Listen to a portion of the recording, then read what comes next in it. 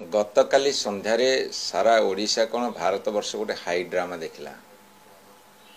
जनसाधारण चापरे सरकार चेपा हेले एवं गोटे क्रिमिनाल को गोटे कल्प्रिट को गोटे अभियुक्त को बांधिबा पई सरकार को मुंड नुआया को पड़िला।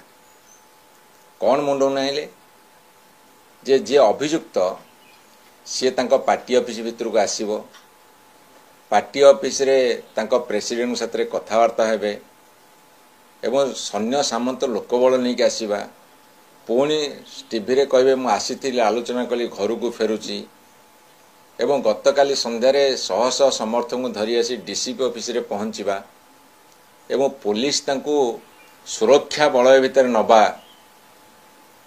एवं सरेंडर करने पूर्वर से गोटे स्टेटमेंट दबा सत्य जमी भारत वर्षर स्वाधीनता संग्रामी एसबू कथा देखला पर लगुच जे आईनटा कोठी जो आईन आखिरे समस्ते समान।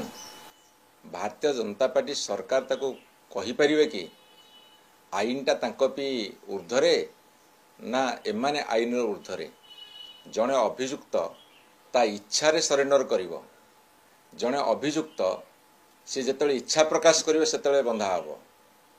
एवं ये जो ट्रेंड सेट कले एटा कह जो गोटे नुआ ट्रेंड सेट कले भारत वर्ष रे ओडिसा रे जे आमे क्रिमिनल एक्टिविटी करिवु, आम इच्छा जेतेबेले हबो सेतेबेले थाना को जिवु एवं सरकार जेते विपदग्रस्त हेबे सरकार तांको बुझेई सुझेई बापल धनल माल करी आनी तांको सरेंडर करें कि निजर इज्जत बंचेबे।